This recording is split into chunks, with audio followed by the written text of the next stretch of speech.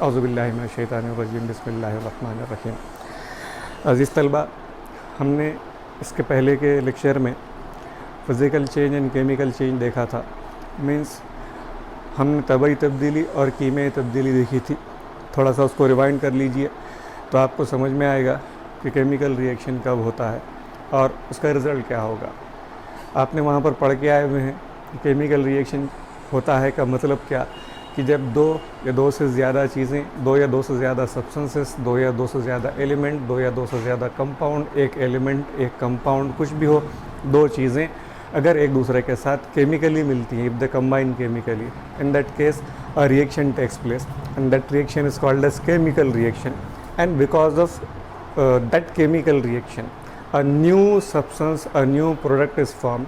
और हम जो है तो इस तरह से केमिकल रिएक्शन की प्रॉपर्टीज़ पढ़ के आ रहे हैं। हमने साथ में ये भी पढ़ा हुआ है कि जब भी केमिकल रिएक्शन होता है तो चीज़ों की जो पुरानी खसूसियात हैं वो जो है तो सारी की सारी बदल जाती हैं, उसके बाद नई खसूसियत वाली शय बनती है। इसलिए इसको a new substance is formed, a new substance with new properties is formed हम ये कहते हैं। हीट इज़ इवॉल्व्ड और एब्जॉर्ब्ड, उसके बाद breaking of older bond and formation of newer bond. इस तरह की चीज़ें हम लोगों ने केमिकल रिएक्शन में शॉर्ट में पढ़ी हुई हैं। ये सारी चीज़ें आपके जहन में होना चाहिए। अभी की हेडिंग है केमिकल इक्वेशंस। मैं रिएक्शन की बात नहीं कर रहा हूँ, मैं केमिकल इक्वेशंस की या कीमियाई मसावात की बात कर रहा हूँ। आपको बुक में एक इक्वेशन दी हुई है, वही इक्वेशन मैं यहाँ पर लिखता हूँ। और इक्वेशन में जो आपको दी हुई इक्वेशन है उसमें कॉपर सल्फेट प्लस जिंक का रिएक्शन, तो लिखते हैं equation CuSO4 plus Zn is equals to ZnSO4 zinc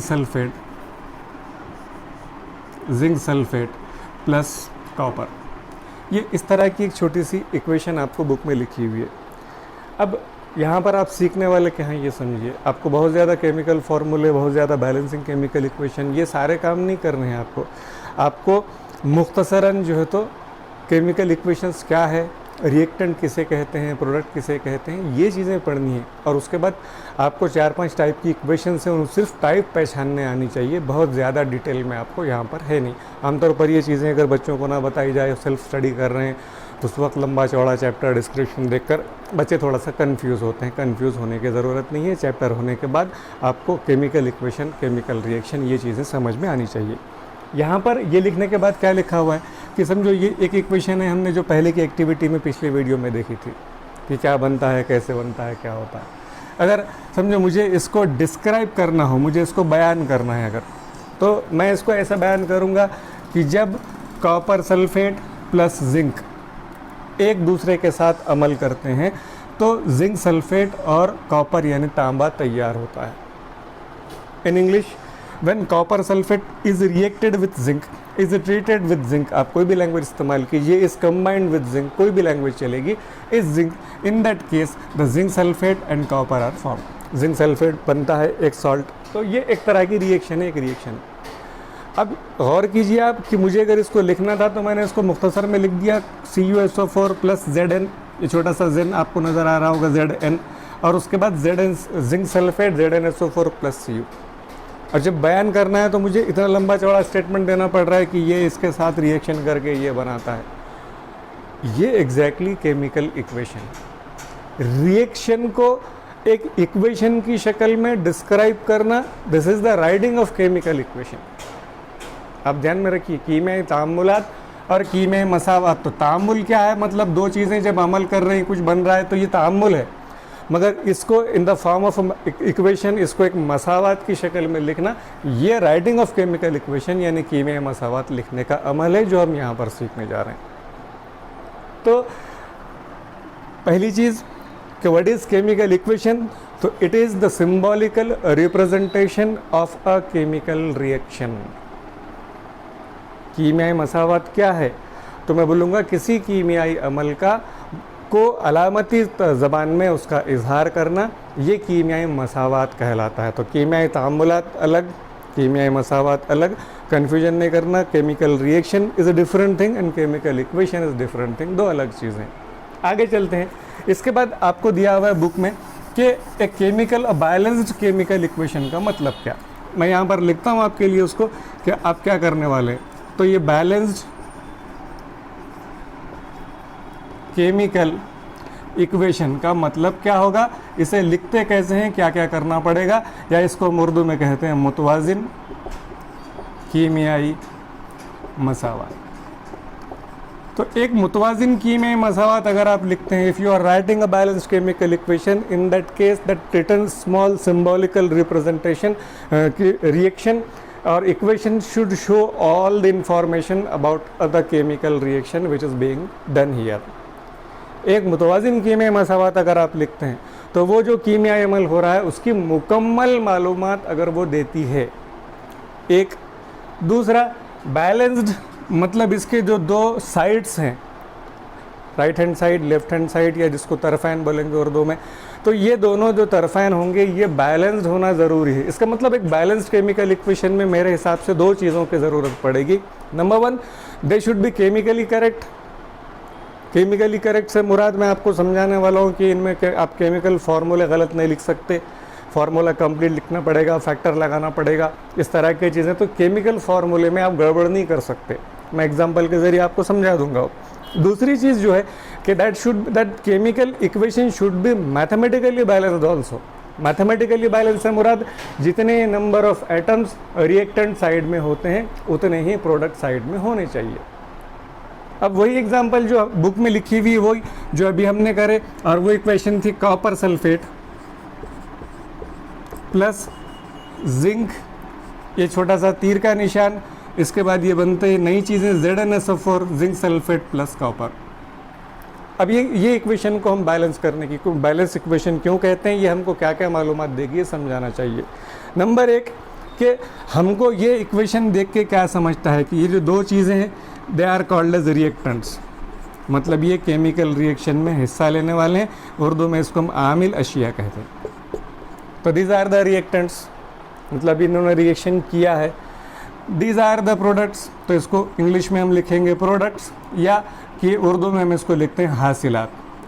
तो आमिल अशिया क्या है ये पता चलता है हमको, हासिल अशिया क्या है ये पता चलता है। अब ये आमिल अशिया हासिल अशिया है, अगर आप मैथमेटिकल इक्वेशन कर रहे हैं तो यहाँ पर इक्वालिटी के साइन मसावियत की अलामत आप लगाते हैं।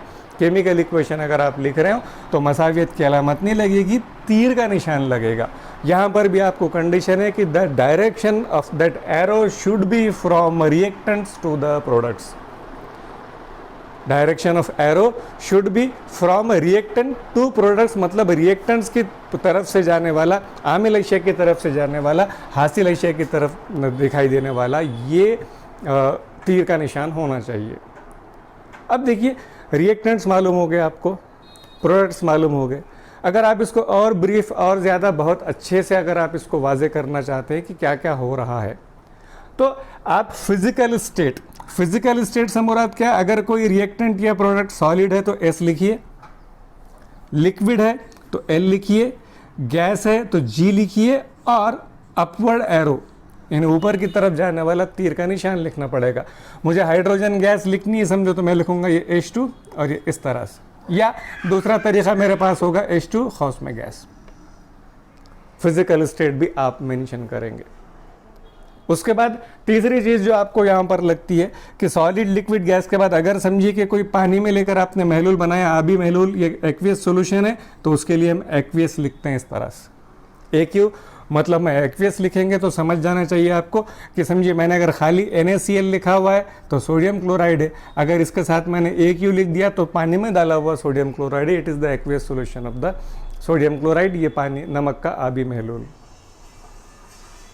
अब ये चीज़ें यहाँ पर आ गई, इसके साथ समझिए कि अब मुझे इसमें ये समझ में नहीं आ रहा कि ये चीज़ें रिएक्शन कर रही है कि नहीं, या फिर रिएक्शन करने के लिए इनको गर्म करना पड़ता है क्या, ठंडा करना पड़ता है क्या, कुछ और मिलाना पड़ता है क्या, हिलाना पड़ता है क्या, मुझे ये कुछ चीज़ें इसमें इस इक्वेशन को देखकर समझ में नहीं आ रही। तो उस वक्त हम क्या करते हैं कि समझिए अगर हम हीटिंग कर रहे हैं, हरारत दे रहे हैं, ध्यान से देखिए, हरारत के दो चीज़ें हमने केमिकल रिएक्शन में पढ़ा हुआ है कि हरारत या तो खारिज होगी या हरारत जज्ब होगी, either the heat will be released और इट विल बी एब्जॉर्ब।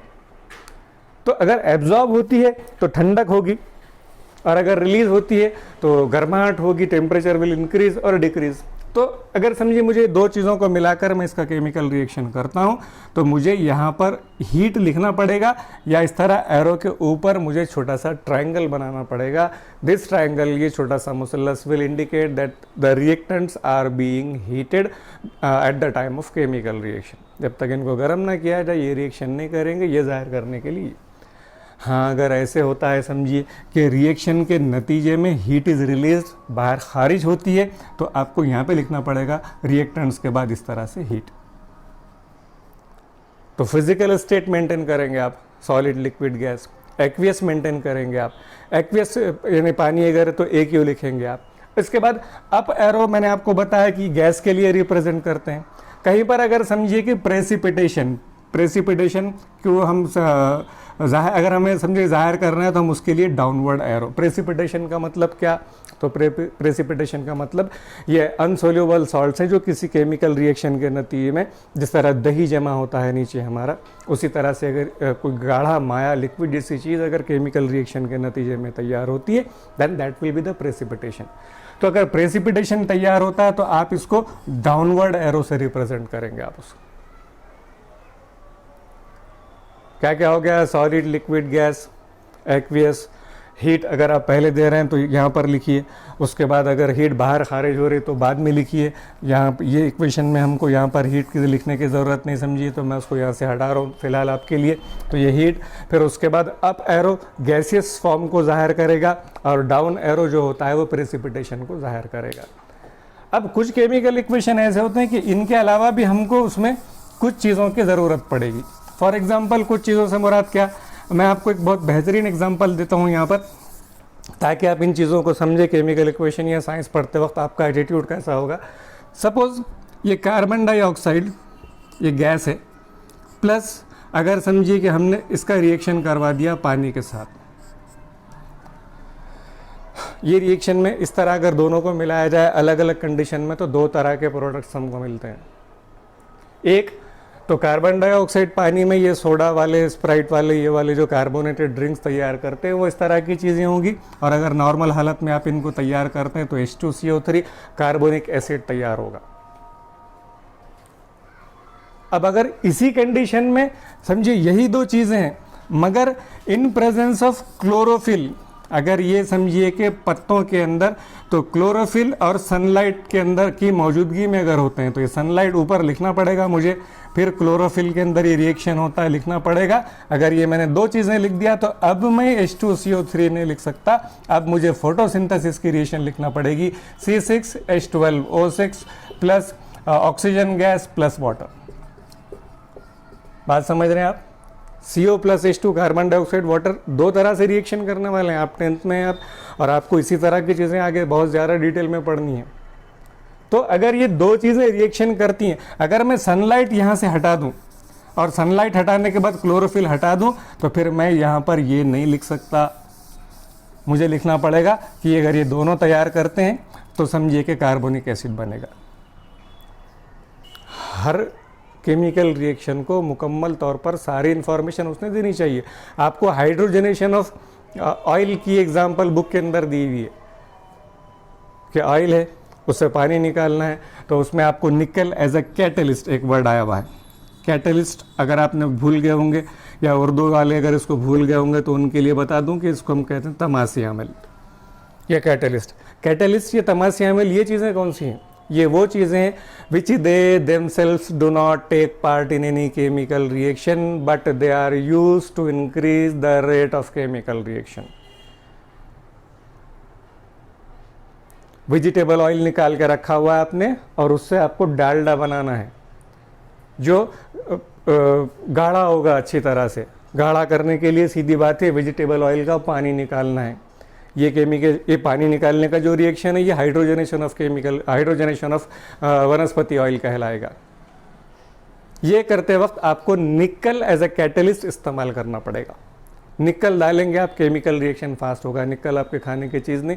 अगर आपने डालडा घी बना दिया और उसमें आपने निकल खा गया तो नहीं। तो निकल क्या काम कर रहा है यहाँ पे? यह हाइड्रोजनेशन को फास्ट करता है, मगर आपके प्रोडक्ट को मुतासिर नहीं करेगा। जो प्रोडक्ट्स होते हैं उनको इसी सेफ रखेगा।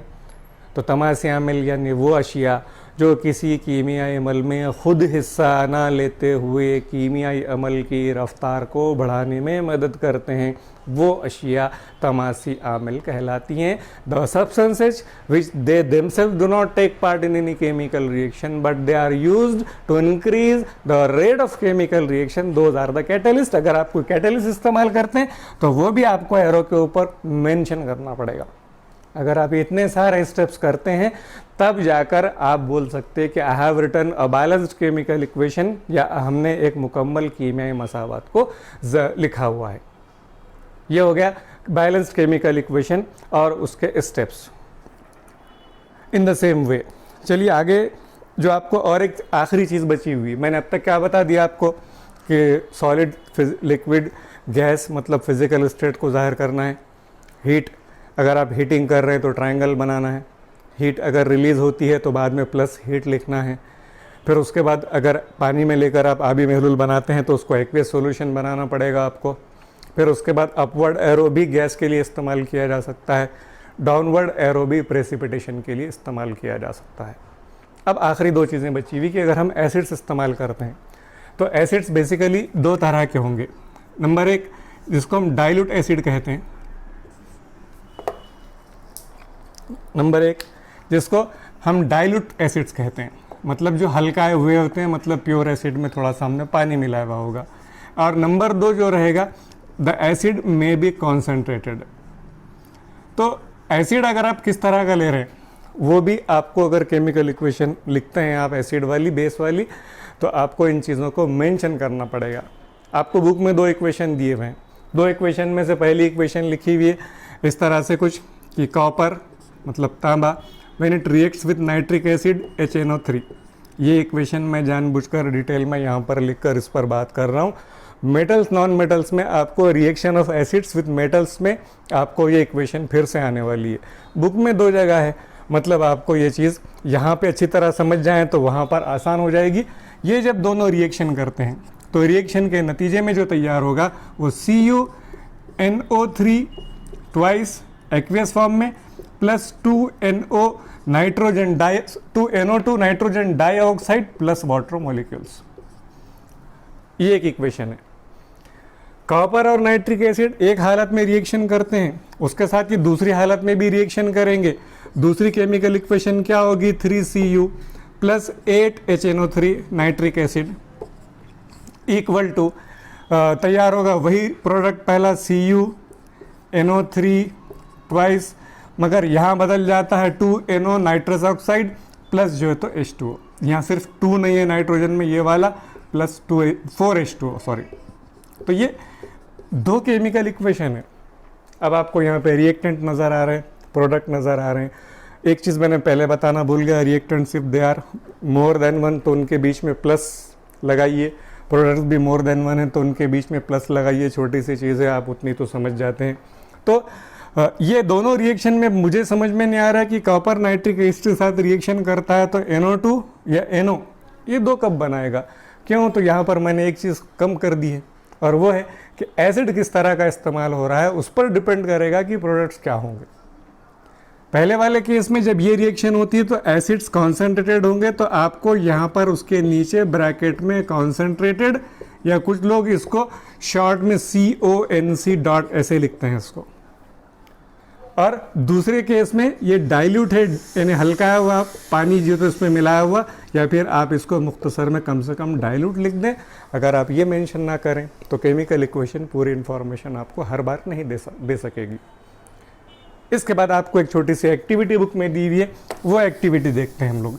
एक्टिविटी में आपको यहाँ पर दो चीज़ों का केमिकल रिएक्शन है और वो है सिल्वर नाइट्रेट। जितने एग्जाम्पल सामने आ रहे हैं उतने मॉलिकुलर फार्मूलाज जहन में रखते चलिए, आपको दुश्वारी नहीं होगी, बाद में इनको अलग से तैयार नहीं करना पड़ेगा। सिल्वर नाइट्रेट, या फिर इसको हम पहले नाम लिखते हैं पूरा इसका, सोडियम क्लोराइड।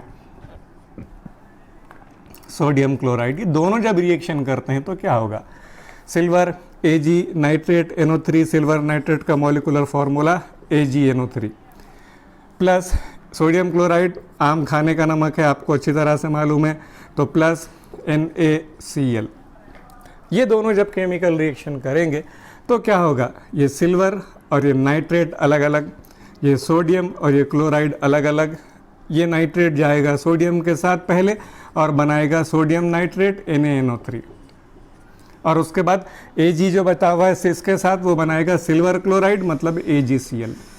आपको ये एक्टिविटी देने के साथ डिस्क्रिप्शन दिया हुआ है कि पहले आप एक छोटा सा कोनिकल फ्लास्क लीजिए, कोनिकल फ्लास्क लेकर इसके अंदर आप भर देंगे पूरा सोडियम क्लोराइड सॉल्यूशन NaCl, ये आपने यहाँ भर दिया।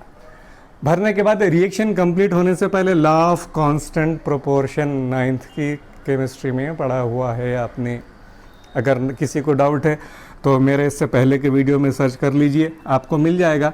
तो हम इसमें क्या करते हैं, एक छोटी सी टेस्ट ट्यूब लेते हैं और इसको ऑब्लिकली मतलब तिरछी रखते हैं और ये टेस्ट ट्यूब के अंदर डालते हैं हम लोग सिल्वर नाइट्रेट AgNO3। अब हमने दो चीज़ें इसमें मिला ली हैं, दोनों they are the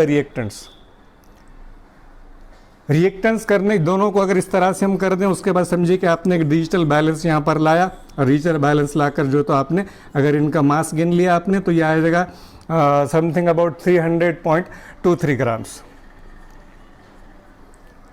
before reaction आपने केमिकल रिएक्शन करने से पहले आपने इनका मास भी गिन लिया। अब हमको दोनों का रिएक्शन करना है तो हम क्या करेंगे, इसको उठा देंगे, टेस्ट ट्यूब को उल्टी कर देंगे हिलाकर, ताकि टेस्ट ट्यूब में का सिल्वर नाइट्रेट सोडियम क्लोराइड के साथ रिएक्शन हो जाए इसका, और रिएक्शन होने के बाद फिर जब ये प्रोडक्ट बन जाएंगे आप उसके फिर से जो तो अगर आपने उसको मास उसका गिन लिया, मेजरमेंट कर लिया, तो आपको पता चलेगा कि खाली टेस्ट ट्यूब यहाँ पर है, ये दोनों का रिएक्शन हो गया, और रिएक्शन होने के बाद फिर अगर आप मास गिनते हैं तो that comes out to be 300.28 grams. ये एग्जाम्पल वही है, ये एग्जाम्पल वही एग्जाम्पल है जो 9th के लॉ ऑफ कांस्टेंट प्रोपोर्शन में पढ़े थे आपने। यहाँ पर आपको और एक चीज़ क्या साथ में समझ में आती है, अगर 9 का जहन में ना हो तो जो केमिकल रिएक्शन होता है तो neither the mass is lost nor it is gained, चीज़ों का वज़न कम होगा ना उनका वज़न बढ़ेगा। मैं वज़न आम ज़बान की लैंग्वेज इस्तेमाल कर रहा हूँ, हम उसको उर्दू में अच्छी ज़बान में मास को कमियत कहते हैं। तो ना चीज़ों की कमियत कम होगी ना ज़्यादा होगी, जितने एटम्स एक दूसरे के साथ रिएक्शन करते हैं उतने ही बनेंगे, ना तो कम होंगे ना ज़्यादा होंगे। हाँ, कुछ केसेस में आएगा, हम रेडियो एक्टिविटी में पढ़ने वाले हैं, अगर कुछ एटम्स अगर कम पड़ जाते हैं तो they are converted into energy. मैं अभी आपको कंफ्यूज नहीं करना चाहता, लेकिन चीज़ों इसे लिंक करके पढ़ने की आदत रखिए तो आपको काम आसान होगा। चलिए, तो इस तरह की ये एक एक्टिविटी। इसके बाद आपको बुक में कि steps in writing and balancing the chemical equation, मतलब किसी कीमियाई मसावात को लिखने के और उसको मुतवाज़िन करने के स्टेप्स क्या होने चाहिए। बुक की जो एग्जाम्पल है वो एग्जाम्पल हम लोग यहाँ पर देखते हैं। बुक में आपके पेज नंबर 34 पर एक एग्जाम्पल और उसके साथ एक टेबल दिया हुआ है। वही example sodium hydroxide plus H2SO4 is equals to sodium sulphate plus H2O, balancing chemical equations. अगली जो चीज़ है उसको छोटा सा हम जो है तो मुख्तसर में इसको कंप्लीट करने की कोशिश करेंगे मैं, लेकिन चीज़ें समझनी चाहिए। बैलेंसिंग केमिकल इक्वेशन में अभी हमने जो मसावत देखी तो वो इक्वेशन बैलेंस करने के लिए स्टेप्स वो लिखे हुए हैं पहले। अगर मैं वो तरतीब में चलूँ तो काम थोड़ा मुश्किल हो जाएगा। बैलेंस करने के लिए आपको क्या करना है, मुझे चंद छोटी छोटी चीज़ें समझानी है, तो मैं पहले उसके लिए छोटी सी एग्जांपल लूँगा। एग्जांपल लेते हैं magnesium. When magnesium reacts with hydrochloric acid, तो मैं पहले इसके लिए लिखता हूँ आपको कि when magnesium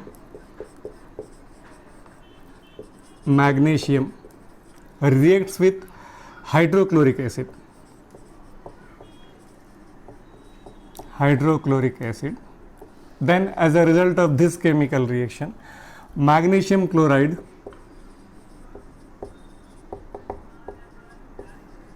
and plus hydrogen gas, दो चीज़ें बनती है। समझिए इस तरह का एक केमिकल रिएक्शन है। अब देखिए यहाँ तीन चीज़ें हैं। नंबर एक मैं स्टेटमेंट बयान कि आपको अगर सवाल देना है मुझे कि केमिकल इक्वेशन को बैलेंस करो, तो मैं सवाल में लिखूंगा कि केमिकल इक्वेशन बैलेंस कीजिए कौन सी केमिकल रिएक्शन की, तो जब मैग्नीशियम हाइड्रोक्लोरिक एसिड के साथ रिएक्शन करके मैग्नीशियम क्लोराइड प्लस हाइड्रोजन बनाता है।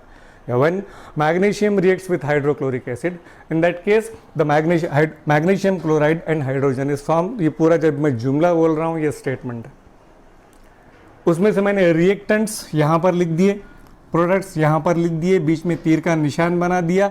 तो ये मेरी ये जो लिखी हुई चीज़ है मैं इसको बोलूँगा ये वर्ड इक्वेशन है, मतलब मैंने वर्ड्स में उनके नाम लिखे हुए हैं और ये वर्ड इक्वेशन यहाँ पर लिखी हुई है।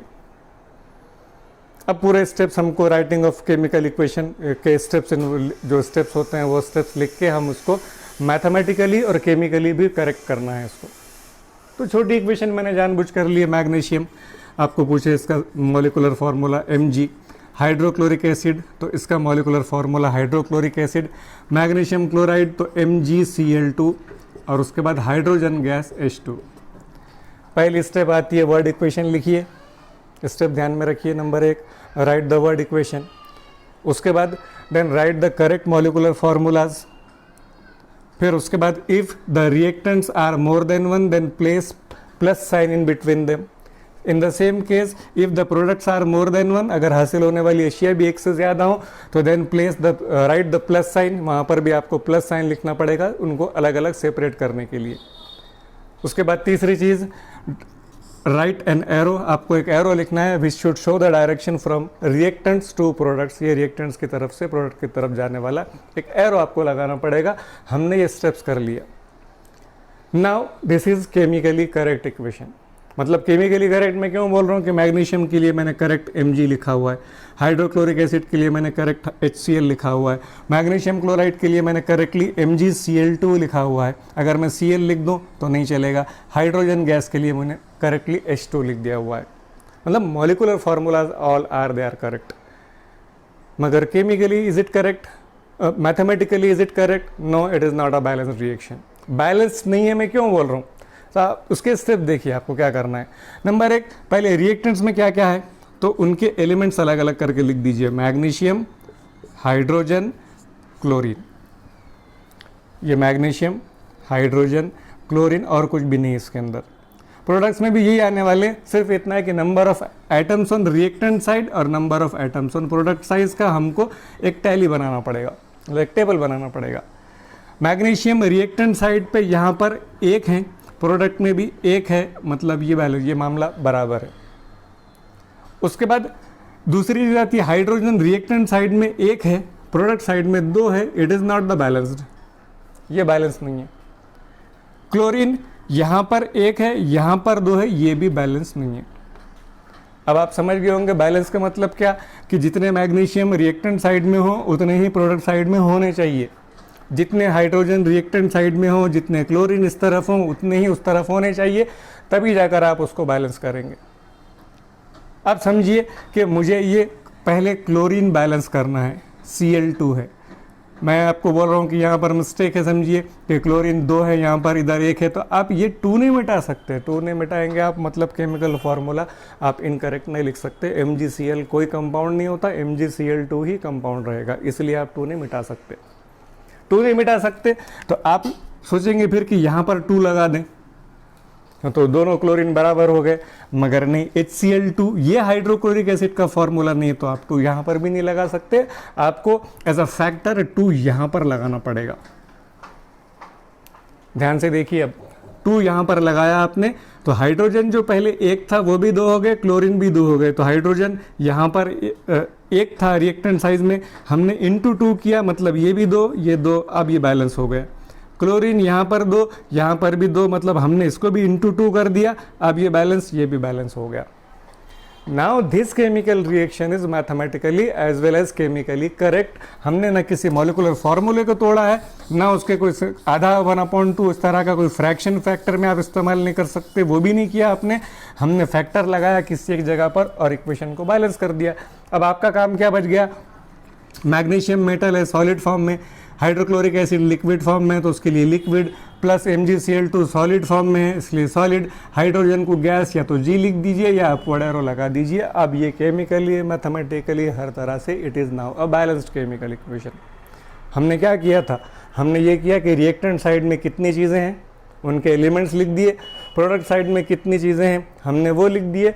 दोनों को बैलेंस करने के लिए ये 2 और ये 2 हटाने के लिए आप गिन लीजिए। आप एक मैग्नीशियम बराबर हाइड्रोजन के पहले 2 मतलब 2 ज़रब हाइड्रोजन है, ये 2H, हाइड्रोजन 2 है, हाइड्रोजन 2 ये बराबर क्लोरीन, Cl इंटू 2 मतलब 2 क्लोरीन है, तो Cl2 भी बराबर है। It is now completely a correct equation.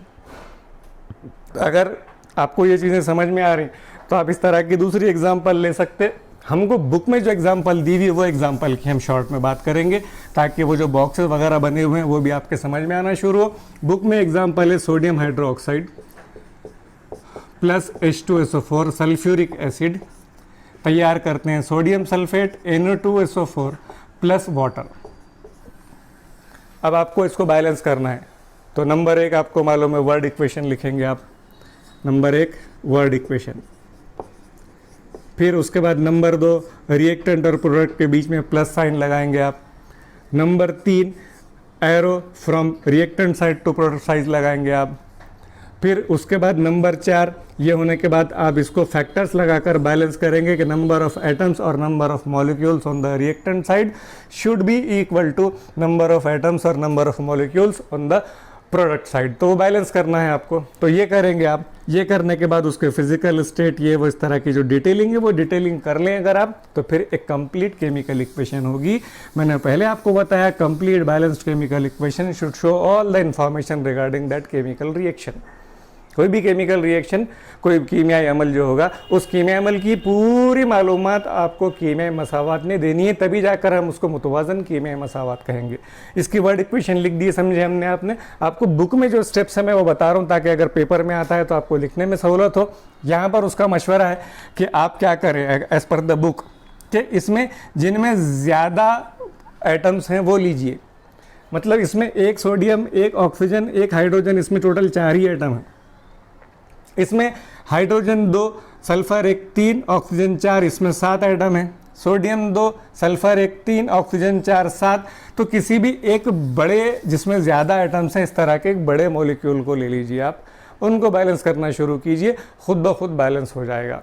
इसको हम बैलेंस करते हैं कि यहाँ पर सोडियम, मैं लिख रहा हूँ आपके लिए कि सोडियम रिएक्टेंट साइड में 1, प्रोडक्ट साइड में उसको बाद में देखेंगे। फिर उसके बाद नंबर 2 पे आता है ऑक्सीजन रिएक्टेंट साइड में 1, उसके बाद हाइड्रोजन रिएक्टेंट साइड में यहाँ पर 1 और इसमें 2, तो मतलब ये हो गया ऑक्सीजन हाइड्रोजन 3। उसके बाद सल्फ़र, ये सल्फ़र 1, ऑक्सीजन यहाँ पर 4 है, ये एक मिलाकर हम ऑक्सीजन को करेक्ट कर देते हैं 5। इस तरह का टेबल आपको वहाँ पे बुक में दिया हुआ है।